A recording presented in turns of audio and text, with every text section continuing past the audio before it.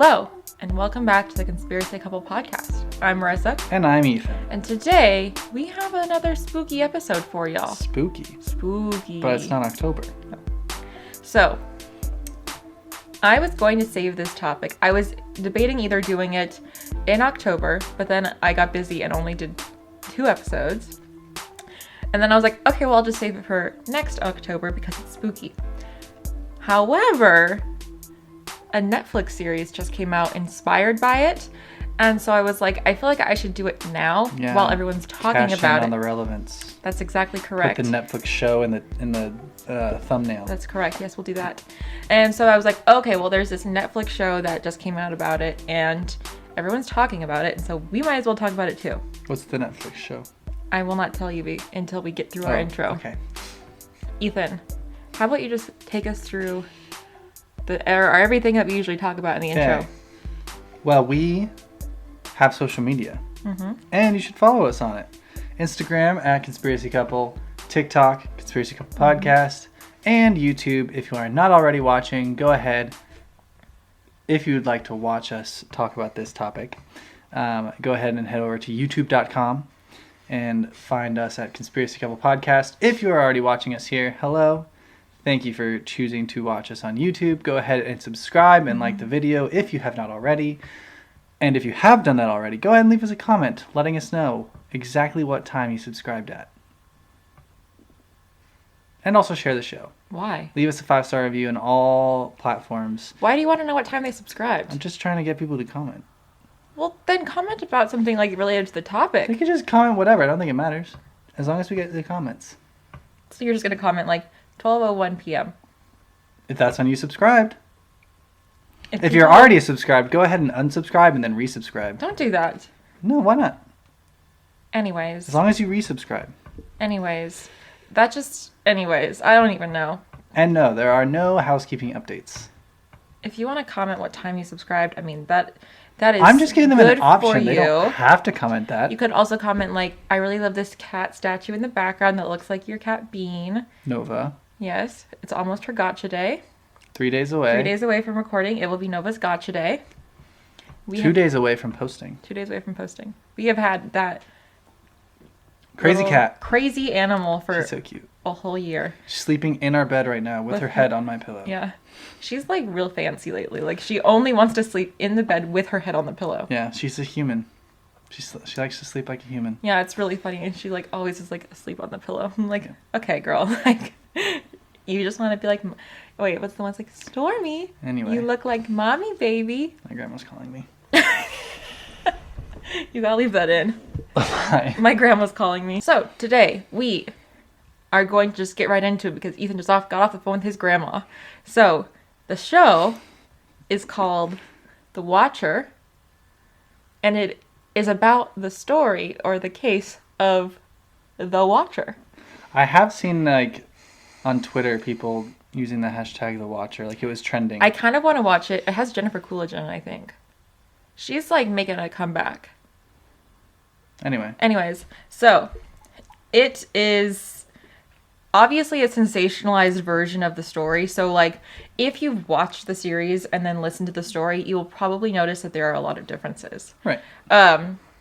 So, like, for example, the story of, like, the Watcher, it basically has, like, there's a guy who murdered his family in the house that this whole thing takes place in. And basically what they were doing was, like, combining 2 notable stories that happened in the same town into this one series. So, like, the guy who murdered his whole family. How about you just tell us what happens instead of trying to describe things that happen? Okay, anyways, I will. So, if you listen to our episode on the Circleville letters, this gives off, I think, similar vibes. But in my opinion, it's creepier. So, we're going to get into it. So, the story begins in June of 2014. So this is a pretty recent story. And we have the Broaddus family. And the Broaddus family purchases their dream home and are preparing to move into it. So this family was parents Maria and Derek, and then they had 3 children. And they were described as being a pretty normal, well-off family. Derek was the vice president of an insurance company in Manhattan and made a pretty decent amount of money. And so they move into their dream house, and the address of the home is 657 Boulevard, Westfield, New Jersey.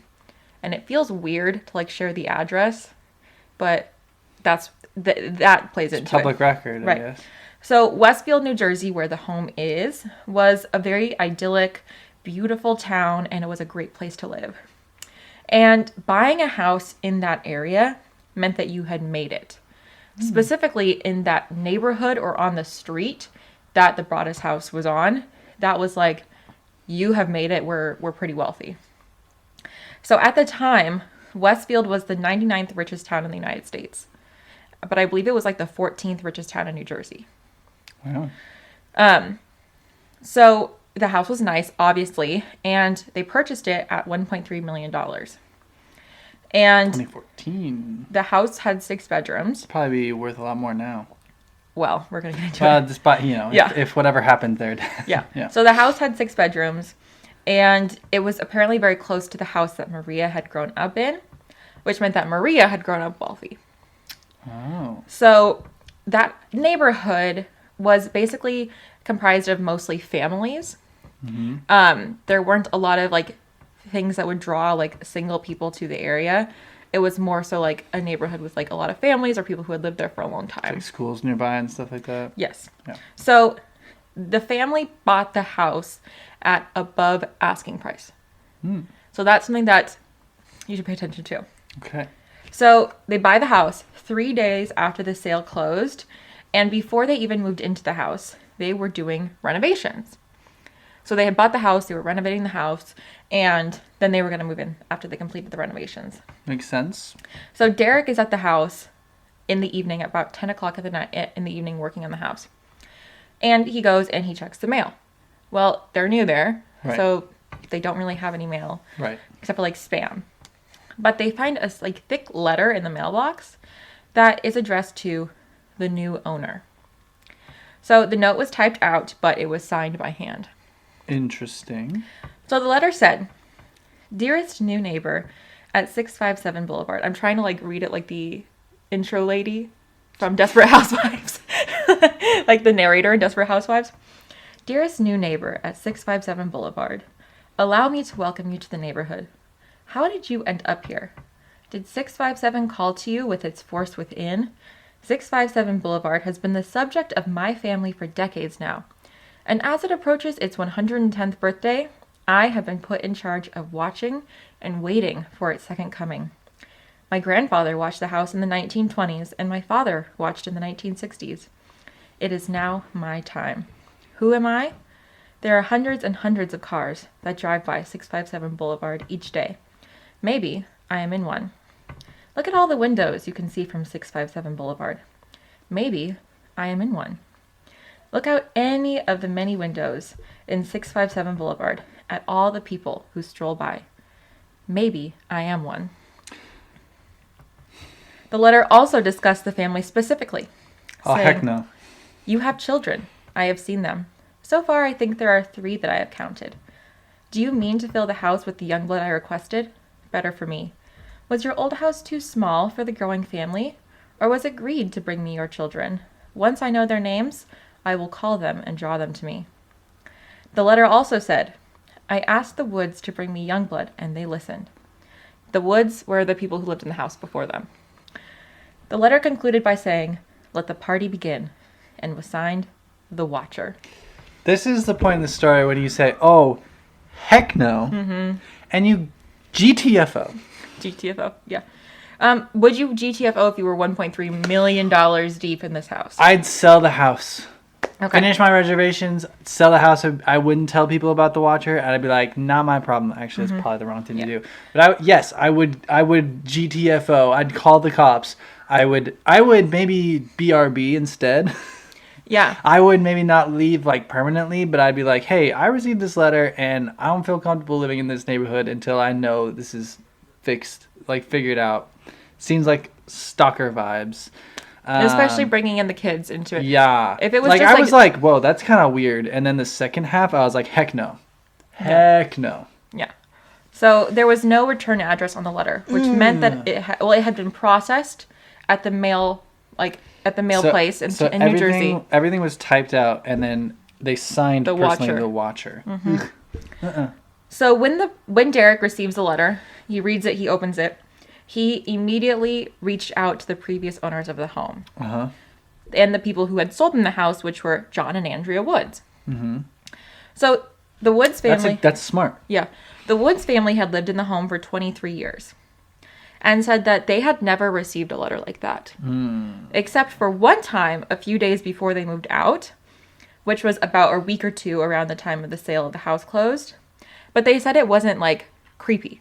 Like a week or two before? Before they moved out. But you said it was a week or two around the time... that the sale of the house closed. So it was a week or two before or a week or two after? Before. Okay. Or, I don't know, but it was around that time. So, but they thought it was just kind of like spam, and so they threw it away. Spam? That's not what spam looks like. But it wasn't like this. Like, they weren't saying like... But what did it say?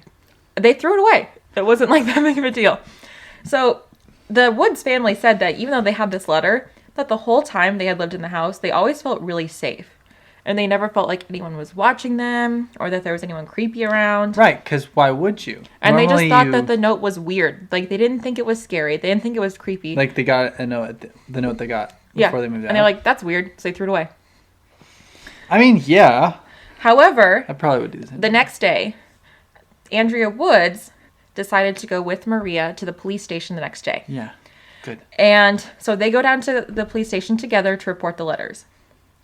So I don't really know, like, what you could do about letters, because most of the time, like, stalking cases or, like, this kind of thing are, like, or I guess menacing is more like, it's harder to do something until something happens physically, which is so stupid. Yeah, no, we've talked about this before. Yes, but I don't really know what the police were going to do with the letters.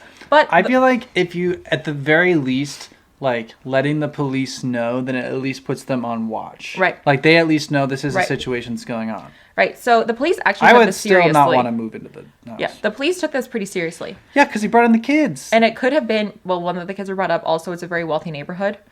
And so, like, you know, rich people tend to get things that they want more. So the police said, don't tell anyone about the letters. Don't talk to anyone about the letters. Don't talk to anyone in your neighborhood about the letters, because as of this point, everyone in the neighborhood is a suspect. Right, makes sense. So 2 weeks later, another letter arrives. So at this point, the family had not moved into the home. They had still not moved in. Here's the thing. They were staying in a rental. Never mind, I won't say it yet. Okay. I'm going to... Hold on. I'm going to put a note. I'm writing a note down. Do you want me to say it now? No. Because I want to listen to what you have to say first. Okay. But I'm writing myself a note for something to remember. Okay. So they haven't moved into the house. They are staying in a rental. And they're still working on renovations. But they're also reluctant to, like, move into the house. Yeah. So this letter wasn't addressed to the new owner. The letter was addressed to the Broaddus family. So they learned the name. They learned the name, but they spelled the name wrong. They spelled the last name wrong. So they heard the name. They heard the name. They exactly. Didn't see it. Exactly. Okay. So this letter also contained the birth order of the children. Creepy. And the nicknames that the children were called. Creepy. So Maria said because anytime they would take the kids to the house, she would say, like, you cannot leave my sight. You have to stay close to me. And she would call them by their nicknames anytime they got too far away from her. Mm-hmm. And so the nicknames and the last name were not spelled correctly, which meant that someone had heard, not looked it up. So that means that they have access. They can hear. At least nearby, yeah. Yeah. So the letter also referenced a time that they watched one of the daughters painting on an easel in this porch in their backyard, asking if she was the artist of the family. So a quote from the letter said, "It has been years and years since the young blood ruled the hallways of the house. Have you found all of the secrets it holds yet? Will the young blood play in the basement, or are they too afraid to go down there alone? I would be very afraid if I were them. It is far away from the rest of the house. If you were upstairs, you would never hear them scream. Will they sleep in the attic, or will you all sleep on the second floor? Who has the bedrooms facing the street? I'll know as soon as you move in.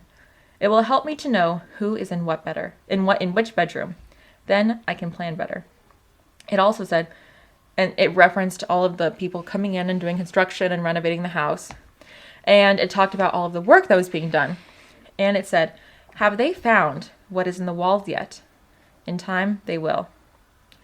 They also said that the Woods family turned it over to you. It was their time to move on and kindly sold it when I asked them to.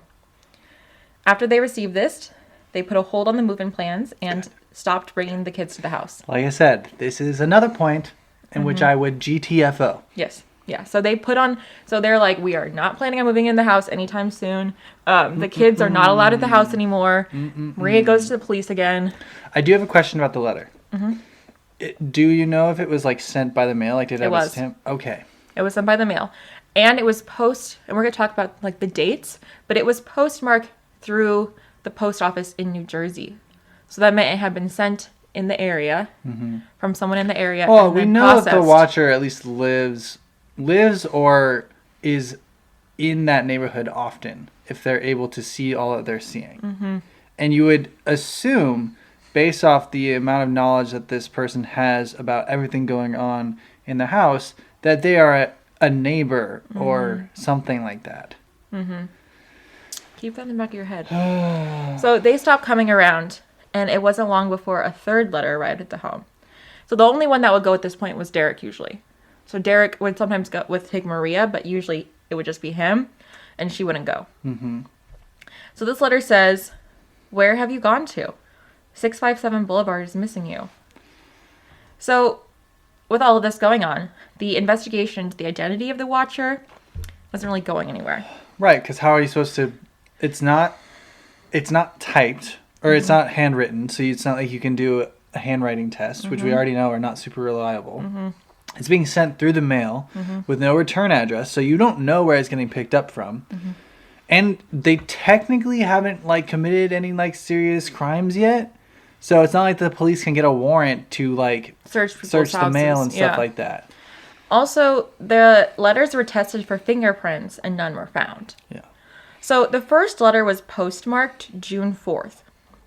And this was prior. When did they move in? This was before the point where the sale of the home was public knowledge. So again, somebody who's very close by. Right. And the Woods family had never put a for sale sign in their yard. The other thing that I'm thinking of is, does this...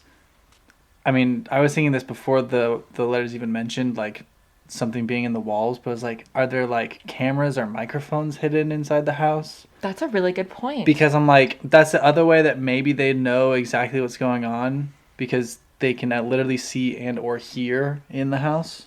I didn't see that brought up in anything that I watched. But that's a really good point, Ethan.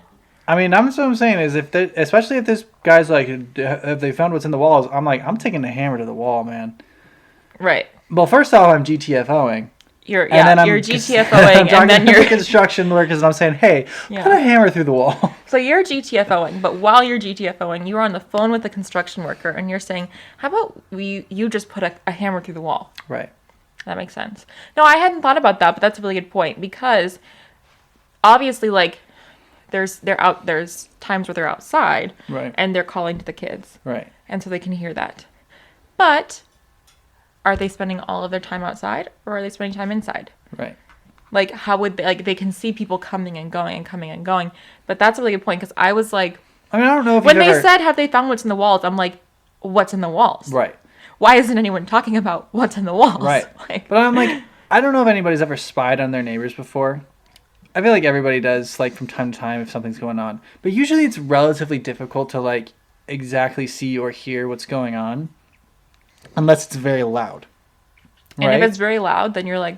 Right. And so it's possible this watcher has some sort of, like, spying equipment that makes it easier. Like, you know, binoculars and, like, there's, like, an ear like, a way to, like, hear things. I do not know what that's called, but I think I would like one. Yeah, an earnocular, probably. That makes sense, yeah. So it's like, there's that. But really, it's more difficult, and it's... I don't know. I'm just saying it's possible that there's something in the house. Yeah. And that does make sense. That would be something that I'd be wondering. And also I'd be like, get me the heck out of here, sell this house. Yes, and I want to know what's in the freaking walls. Why are we not, like, what's in the walls? Like, I hear that, I'm like, We need to get one of those like X-ray things that they have on SVU, where they're like, zzz, like over the walls. I don't think that's real. No, it's like it can scan through walls and see Okay, but do you behind know it. if it's real or if it's just an SVU? I'm pretty sure it's real. I think we should get one for our house. I don't know if anyway. Anyways, so there was no for sale sign in front of the home. Okay. The sale of the house had not been made public yet, because like selling houses is public record. Right. At this point, it was not. However, there had been contractors that had been like coming and going off the property around the time of the sale. This is somebody who's well connected, close by this house, somehow has access, either like is a close neighbor or because it's like they're also appear to be by the house constantly. Mm-hmm. So that's why that was what made me think maybe there's something in the house. Right, and something else that I saw a lot and heard a lot was like this case could have been solved really easily if someone would have put a camera on the mailbox. Here's the thing though. So that was no, it wouldn't have because these were coming through the postal service. So that was what I wrote down earlier was putting a camera on the mailbox, and then that's why I asked, wait, was the mail coming through the mail? Yeah. Because I was like, oh well, that cancels it out. If it's coming through the mail, then I assumed then you're just gonna see the mailman. Right. I assumed that they was like being dropped off, but because people were like, well, why didn't they just stand outside and watch the mail? I'm like, and at first I was like, yeah, why not? That would have been really smart. And then I'm like, okay, it's postmarked at the post office in New Jersey. So it's going through the mail. So it's going through the mail service. So if you get a camera by the mailbox, maybe you're just gonna see the mailman. What if the watcher was the mailman? The mailman. Yeah. Maybe. I mean, maybe it's possible. It really usually is. There's like one mail person that has like the route. They usually go to the same neighborhoods. Mm-hmm. They could have been the mail, like easy access to put the mail in. Just saying. So Derek also put up security cameras around the house, and he hired a private investigator to try and figure out the identity of the watcher, but there was no success on that front either. Walls. Just get a hammer. Get the X-ray thing. Get the hammer. I don't know. If you can afford to hire a private investigator, you can hire that X-ray thing. Tear the house down. That's a lot of money. I already spent a lot of money on it. So, 6 months after the purchase of the home, the family has been suffering significant problems in their mental health. Obviously, they're having anxiety. Maria has been diagnosed with PTSD. Makes sense. The family decides to sell. Good. However, no one was really eager to move into the house. Oh boy. So, because of this, the Broaddus family decided to sue the Woods family for failing to disclose the letter they received. Now, let me tell you this. Probably not the right. I was on board with the Broaddus family until I heard this. Yeah. So here's the thing. I get the thought process, and no, obviously it's stupid. No, I don't agree with it. I'm saying I can understand the thought process. I don't think it's the right move. No, by no means do I think they should have sued them. But I get their thought process, and they're obviously distraught, trying to figure out what the heck to go on. They bought this dream house, and all of a sudden it's turning into a nightmare. They're looking for something to blame. They can't find the watcher. So who's the only people we know that have access to this? Well, the people that sold us the house in the first place and didn't tell us about the letters. I don't agree with that. I don't think that's right. But I'm saying I can understand the thought process. My thought process is this: they've lost a lot of money. They're in the pit financially because they bought this home. Now no one will buy it, and so they're trying to recoup their losses by being vengeful or being spiteful. Right, exactly. That's what I'm saying. I just think it's awful. I mean, it's like something about me. The Woods didn't do anything wrong because I can understand not taking that letter seriously. Should they maybe have held on to it and told the new owners about it? Maybe. But still, not really their fault. They didn't think this was going to happen, right? If none of this stuff happened to them, so why would they believe that it was going to happen to the next people who bought the house? One thing that I cannot stand is frivolous lawsuits, specifically frivolous lawsuits, going after like random people. Yeah. For what? For nothing. You're tying up the legal system because you want to get money from someone because you're in a bad situation. It's definitely wrong, but I'm saying I can understand like the situation that they're in is really crappy and they have no one to blame because they can't figure out who the watcher is. Yes, you're being a lot more nice than I am. I am. In my mind, I was like, I'm getting bad vibes. I am not on board with that decision. I'm saying I can understand the thoughts behind it. Yeah. And then there's also the aspect they probably wanted to make some of their money back because no one's buying the house. And so here's the thing. Like, they sue them because they didn't disclose one letter that they thought was weird. Karen Woods went Right. to the It's police true. station with them. Yeah. She went with Maria. No, it absolutely she tried is- to solve this. Yeah. She had no legal, moral It absolutely was the wrong thing for them to do. obligation to do this. That suit is awful. But anyway, so also... The judge dismissed the suit. Good. Yeah. My question is, are the letters like public knowledge now? Because why were people not buying the house? So people weren't buying I don't know why they weren't buying the house, but there was like a lot of years where they spent trying to like make money back off of the house. So when they sue, a reporter picks up the report. Right. The report contains portions of the letters. He writes an article about it. So now it's public record. And now it becomes a huge media But circus. it wasn't. But they tried to sell the house before they. They sued tried to them, sell the right? house. Yes, no one would buy it. Maybe because it's expensive. Maybe. Because I think they were asking like Well, they probably were asking for. They paid 1.3 million. they paid more than asking price. And they did renovations that also cost money. So they're probably charging way more than what they bought it for, and people don't want to. People didn't want to pay for that. No, because it's also in a family neighborhood. Yeah, because it's like the thing is they were probably trying to recoup some of their money to get like because they had spent a lot of money. And But probably at the same, more than the money they spent. They were trying to get back. right, but at the They're same trying to make a time, profit. it's just like which is reasonable. Like you And sell a house, you want to make a I profit. understand it's reasonable. In this situation, cut your losses, GTFO. GTFO is the moral of this story. Yeah. Sell it for $5. How about you just take me out to get some dinner and Although then you can have my house? that's like a little bit too low. Then people are like, wait, what happened here? Why are you selling it for this little? What happened here? So about 2 years after this whole ordeal begins, and there's a lot in between that I was like, I don't want to go into this because it's a lot of like the family trying to go to the neighborhood board and sell the break up the lot into 2 parts and sell them to a developer. And the board rejected it. And so they were mad. And the neighbors were mad that they even brought that up. Because they were like, it's going to ruin the neighborhood's image. You know what else is going to ruin your neighborhood's image? A stalker. Yeah, that's correct. So And I'm assuming what is about to come up after this is also going to ruin the neighborhood image. anyways, 2 years after this whole thing begins, the family finds someone to rent the home for them. And they have not been successful, obviously, in selling to any person, any developer, Right. anyone. So someone rents from them. And the family was an older couple whose children were grown and who had these 2 big dogs to protect them. Nice. So they also had a clause, or they also had asked for like a big security system. And they had a clause in the rental agreement that if they received a letter, they could break the lease and leave. Makes sense. I'm like, that's right. Yeah. So, unfortunately, a letter arrives about 2 weeks later. 2 weeks. The letter stated, I'm sorry. The first line just like makes me laugh every time I hear it or see it. To the vile and spiteful Derek and his wench of a wife, Maria. Jeez. I don't know. That's funny. It's getting I'm worse. sorry, but the word wench is just funny to me. Like, I know it's insulting, but if someone was like, called me a wench, they were like, to Ethan and his wench of a wife, Marissa, I would be like, I would just start laughing at them. I'd be like, this is an old-timey insult. I love it. This is an insult from the Middle Ages. I love it. Anyways, maybe other people wouldn't think it was as funny as I did.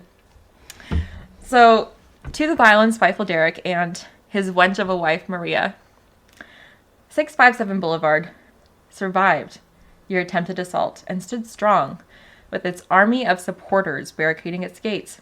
My soldiers of the Boulevard followed my orders to a T. They carried out their mission and saved the soul of 657 Boulevard with my orders. All hail the Watcher! 3 exclamation points. Maybe a car accident. Maybe a fire. Maybe something as simple as a mild illness that never seems to go away, but makes you fall sick day after day after day after day. Maybe the mysterious death of a pet, loved one suddenly dying. You are despised by the house, and the Watcher won. GTFO. So the letter obviously is very creepy. Yeah. The creepiest line is 1, the army of supporters. Yep. And all hail, All the, hail Watcher. the Watcher. 3 exclamation marks. Now you're a god? With 3 exclamation marks. I'm like, anyways. I don't like it. However, this family that's renting the house, they decide to stay. I can get that because the letter wasn't addressed to them. Right? They're like, I'm sorry, but I'm not that wench Maria. Yeah. I'd be like, listen, I'm sorry, girl. I'm not that wench. I am not this wench. Anyways, they just asked that more security cameras be installed. Yeah, fair. Seems reasonable. Fair. There's obviously like things that have happened since then, and we're gonna get into like where are they now at the end. But where is that wench now? The like free like like an old I don't know 80s, sitcom or something. I was thinking like an old movie. And he just like had the freeze frame at the end. And it's like Jared is now. It's literally the end of every season of The Real Housewives. Oh. They have like Teresa is now married, and I don't know. So we're gonna get into some of the suspects. Who is the Watcher? So one is this random guy who was found watching the house in a car by the police at around 11 p.m. And his family lived in the neighborhood. So his girlfriend was contacted by the police, and she said that he liked to play really dark video games, including one where he played as a character called the Watcher. So the thing is, I was watching a video about this, and they said it's the detective's recollection that she said the Watcher. Could it have been the Witcher? That's what the video said, that it was the BuzzFeed Unsolved video. Like, could it have been the Witcher? Because, like... I don't know any video games about the Watcher. Like, the BuzzFeed Unsolved video... The guy was like, could he have just misunderstood and said The Witcher instead? Which I think is very possible. Or maybe she didn't know it was called The Witcher. Right, because if you asked, like, and they said, if you don't know video games, then you just, like... Do you know what video games I play? There's the one with, like, the Fall Guys. And then there's Red Dead Redemption. Then there's the Call of Duty one. And then there's the one with zombies. That is also Call of Duty. Okay. See, what I was saying is you if you are ask me, close and pretty much on with all of those, I'm but pretty not close. Exactly. So I'm saying and there's also that one. No, never mind. It's Fall Guys still. I was like, that's a different one. I was like, But my point being, like, if you don't know the exact video games, it would be understandable to make that mistake. Literally, yeah. I was like, The Watcher and the Witcher are very similar. I don't know. Like, if someone was like, if you played The Witcher and someone's like, hey, Marisa, what games does Ethan play? Like, The Watcher, The Witcher, I don't care. He plays video games. The Witcher. And, like, maybe they're not actually that dark. When I walked into when you played that zombie game, I'm like, this is very dark. Some people might not think that. No, I don't think that. Also, okay, so this guy agreed to be interviewed. So they contact him, he agrees to be interviewed. He makes 2 appointments, he never shows up to either of the appointments. And there wasn't any evidence that was like, you have to come talk to the police. Right. And so he just never ended up being interviewed. Interesting. Also, if he was just sitting in his car and listening, like, then how would he have heard everything? Right. How would he have seen the girl painting in the backyard? Like, cameras and microphones in the walls. Exactly. Ethan, I think that you're the only one who's pointing out something that is very plausible. So that's my thinking. I'm like, that's what's in the walls. So, like, the whole thing is that he was watching one night. It's not like he had a habit of watching. Right. Like, they were like, we see him here every Saturday at 10 p.m. Right. Unless the only people I think that it could be who are actually in the neighborhood, it has to be somebody who lives there. So because that's actually... How else would they have access? Our next suspect. And I think this is a pretty promising one. Mm-hmm. So this suspect is Michael Langford. Okay. So he lived directly next to them. And the home that he lived in belonged to his 90-year-old mother. Mm-hmm. So he was first considered to be a suspect by Derek. And... That's the first person I would assume it is my neighbor. Yes. So Derek goes to... After they get the first letter, the family goes to this neighborhood barbecue. I don't know why they would go. But Maria said that they were acting very stressed out the whole time. That, like, everyone thought they were crazy because she was, like, screaming for the kids to stay close to her because they wanted to go play with the other kids. Right. At least... sorry. So Derek becomes suspicious. Mm-hmm. So the house, it was owned by this 90-year-old woman. And the people who lived in it were her and some of her adult children. So Michael was in his 60s. So they had lived in the house since the 1960s. And this is when the watcher claimed his father had the Right. task of watching the home. Also, his father had passed away 12 years prior to this. And in one of the letters, the watcher said that he had been in charge of watching the house for the better part of 2 decades, which would have been about the time when his dad passed away. Mm-hmm. So Langford was known for being kind of a creep There you go. and for making Profile. a lot of the other neighbors uncomfortable. Profile. So he would walk in his neighbors' yards. First of all, that's so Don't do weird. that. And he would watch them through the windows. He's already being a watcher. He is literally being a watcher. He may not be the watcher, but he is He's watcher. a watcher. Yeah. So the home he lived in was also perfectly positioned to where he would have been able to see the back porch, which is where the letter Wow. described seeing the daughter painting. So he was questioned after the first letter, but there was no evidence tying him to it. Also, the police and the Broaddus family tried to set him up by sending a letter to the Langford family saying that they were going to tear down the house. They were thinking they were going to bait the watcher and that he was going to be like, oh shoot, they're going to tear down the house. I'm in charge of watching this house. There was no response from the watcher about this. So DNA testing was done on the envelopes, and it showed that there was female DNA. So my thing is, here's the thing. Could have been the grandma. It could have been the mom. Oh, Mom. Michael also had a sister named Abby. Also, this was going through the postal service.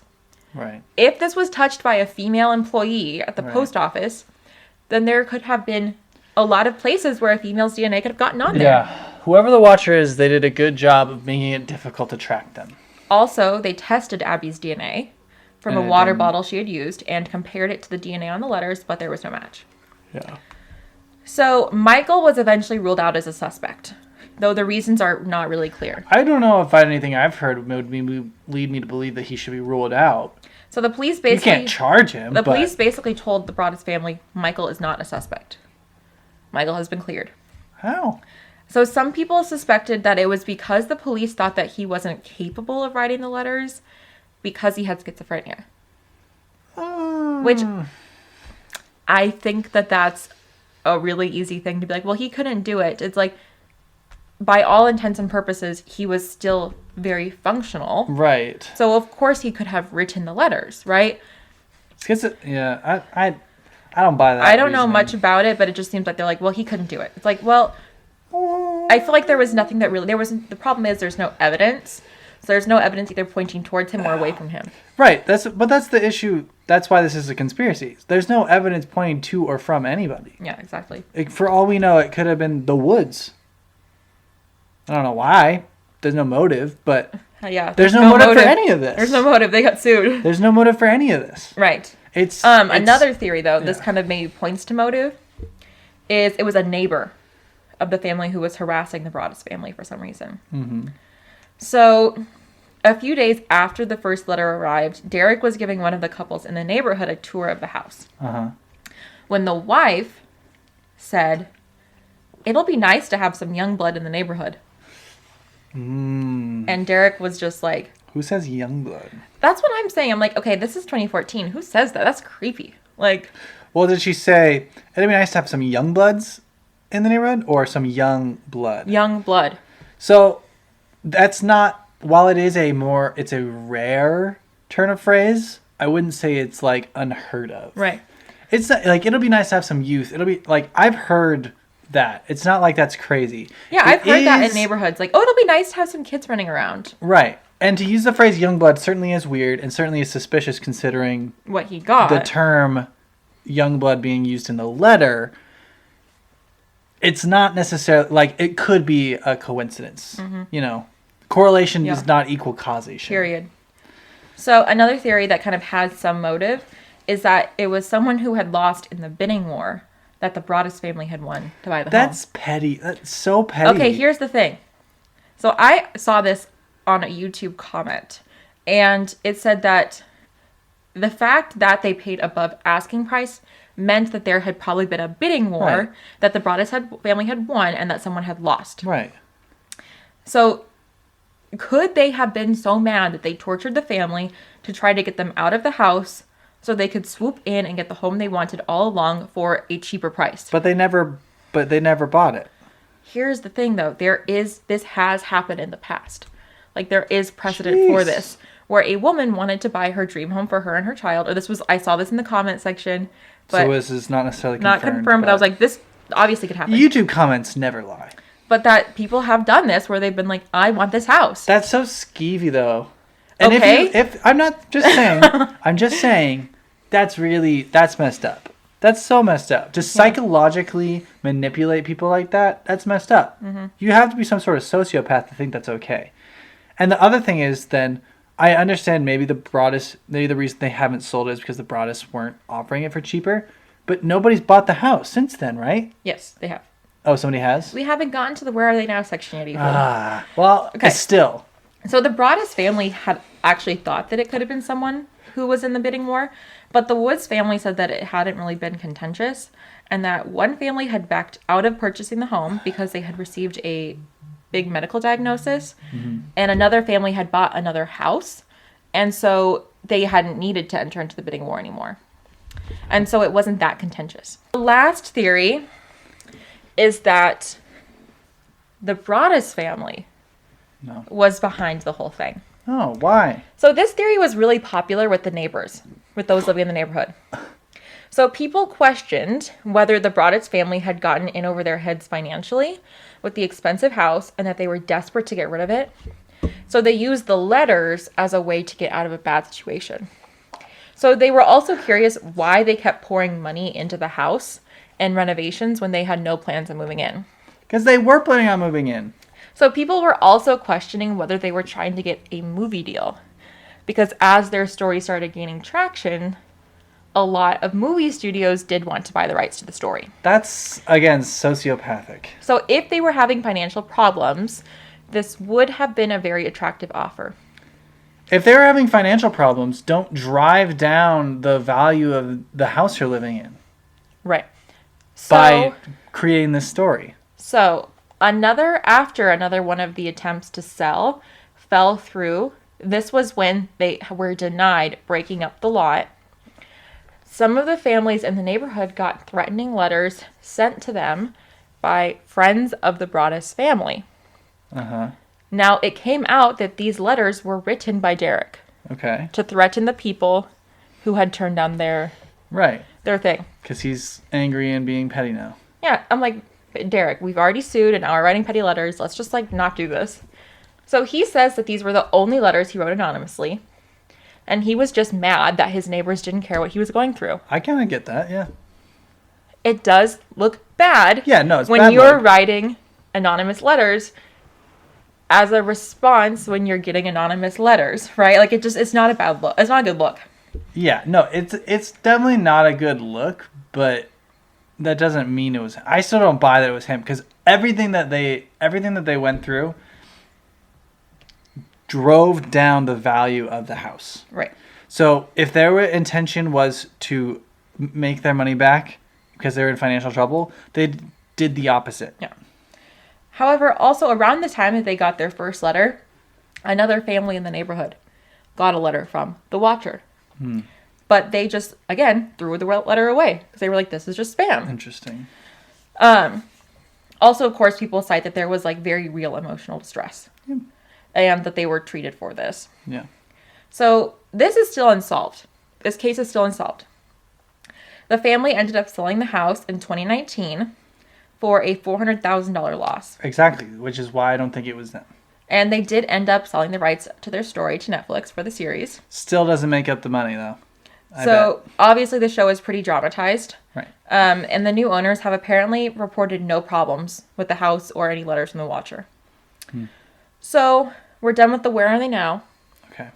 Ethan, as always, what do you think? Who do you think the Watcher is? I don't know.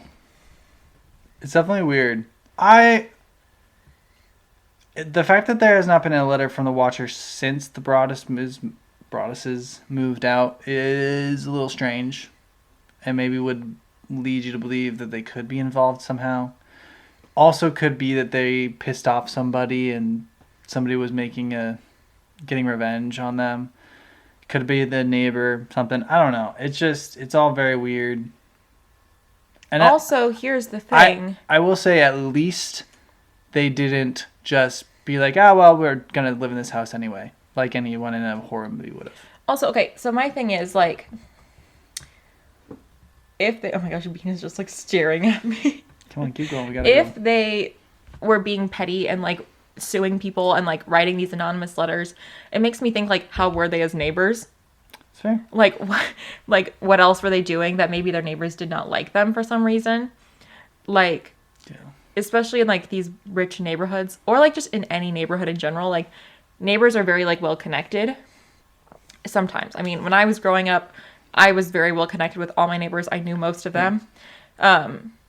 But it's like, I mean, do I think that they did it? I think that they probably tried to profit off of it. Yeah.